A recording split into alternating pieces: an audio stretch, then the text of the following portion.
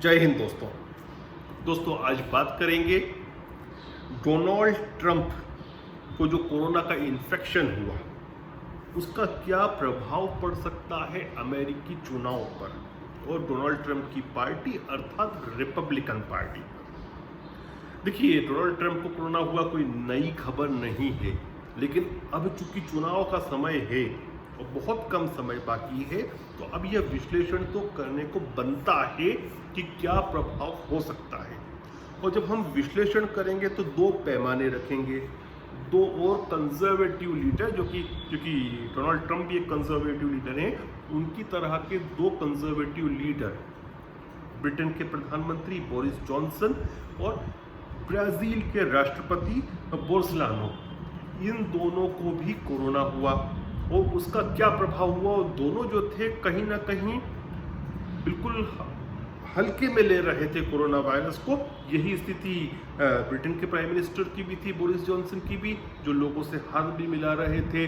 और यदि बात करें बोल्सोनारो की, तो बोल्सोनारो तो बोल रहे थे कि ये छोटा सा जो माइल्ड फ्लू होता है उस प्रकार का इन्फेक्शन है और ब्राज़ील को जल्दी ही जो ब्राज़ील की गाड़ी है वो पटरी पर आ जाए ताकि अर्थव्यवस्था सही चलती रहे।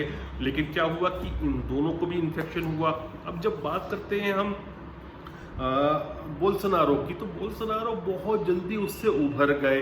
तो कहीं ना कहीं जो वो शुरू से अंडर प्ले कर रहे थे कोरोना वायरस को, उस बात को बल मिला वहाँ पर ब्राज़ील में, तो कि ये सही कह रहे थे, इतना खतरनाक इन्फेक्शन नहीं है जितना लोग कह रहे हैं। और इसीलिए हमारे जो प्राइम प्रेसिडेंट थे वह ठीक होकर आ गए और उनकी रेटिंग बढ़ गई।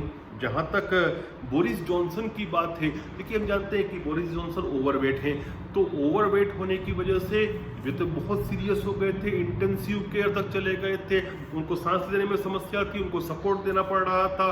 तो लेकिन उनकी भी जो रेटिंग थी वो उस समय बढ़ी, लोगों की जो भावनाएं होती हैं उनके प्रति सकारात्मक हो गई, उनके जो लोगों के दिल में एक जो सॉफ्ट कॉर्नर होता है वह उनके लिए बन गया।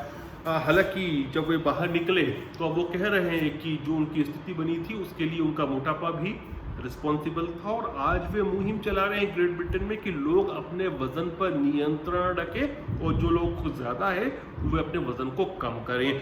लेकिन एक बात वो देखी गई ब्रिटेन में कि जो पर्सनल रेटिंग्स बढ़ी थी वो बोरिस जॉनसन की तो कुछ समय के लिए ज़रूर बढ़ी थी, लेकिन उनकी गवर्नमेंट की नहीं बढ़ी थी।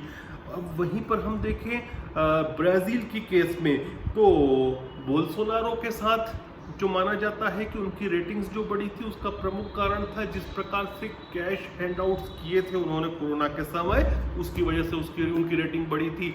लेकिन हमको ये भी नहीं भूलना चाहिए कि बोल्सोनारो की जो वोटर बेस है वो उसी प्रकार की वोटर बेस है जो ट्रंप की है, अर्थात इवेंजेलिकल क्रिश्चियन, जो धार्मिक इवेंजेलिकल क्रिश्चियन है वहाँ के, वो उनकी प्रमुखता से वोटर बेस है।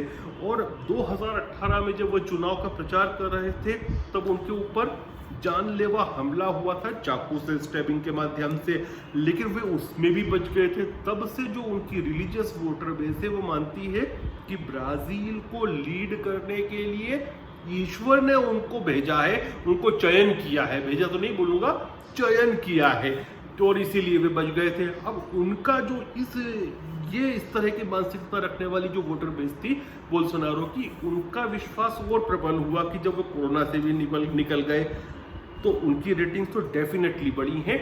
हालांकि बोरिस जॉनसन का मैंने बताया कि पर्सनल रेटिंग कुछ समय के लिए बढ़ी थी लेकिन सरकार की नहीं बढ़ी थी। लेकिन अब दोनों में अंतर क्या है, इन दोनों में और डोनाल्ड ट्रंप में, इनमें से किसी को भी, अर्थात ब्राज़ील के प्रेसिडेंट को या ब्रिटेन के प्राइम मिनिस्टर बोरिस जॉनसन को, किसी को भी इमीडिएटली कोरोना से बीमार होने के बाद, वायरस कॉन्टेक्ट करने के बाद चुनाव में नहीं जाना था। लेकिन डोनाल्ड ट्रंप को चुनाव को फेस करना है, इसलिए यह एक बड़ा प्रश्न जो है वो हम सबके आसपास भटक रहा है।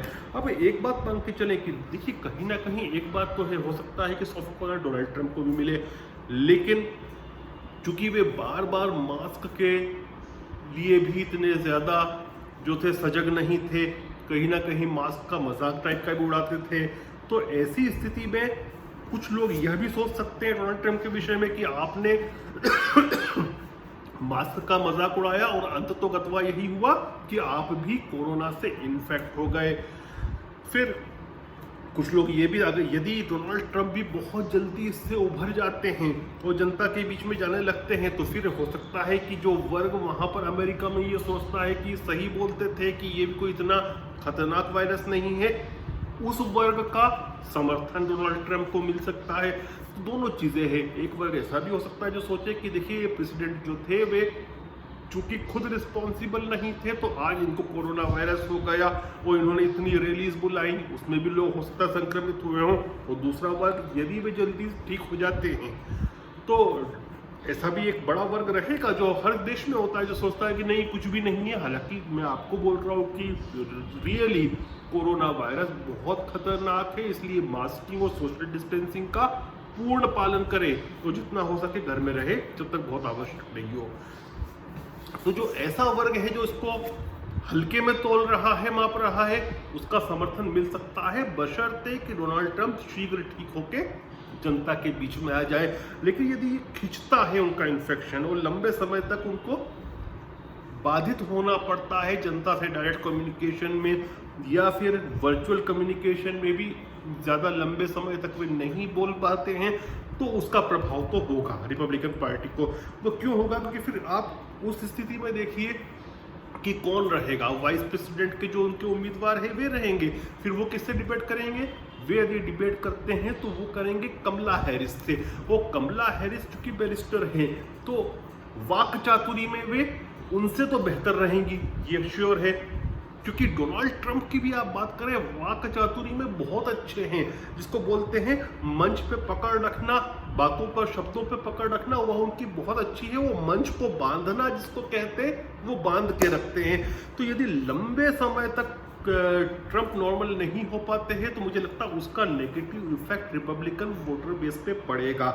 हो सकता है कुछ वोटर्स ऐसे समय में अपने नेता के लिए बिल्कुल बाहर जो नहीं निकलते थे रिपब्लिकन पार्टी के, वे भी निकले। लेकिन फिर बात वही होती है कि जो 10% के आसपास अमेरिका में स्विंग वोटर है, उसका क्या होगा, एक बड़ा प्रश्न चिन्ह रहेगा। तो अब ये डिपेंड करता है, तो मुझे लग रहा है कि सब कुछ डिपेंड करता है कितनी जल्दी डोनाल्ड ट्रंप ठीक होते हैं।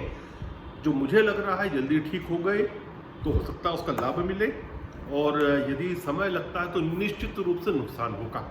जय हिंद, जय भारत।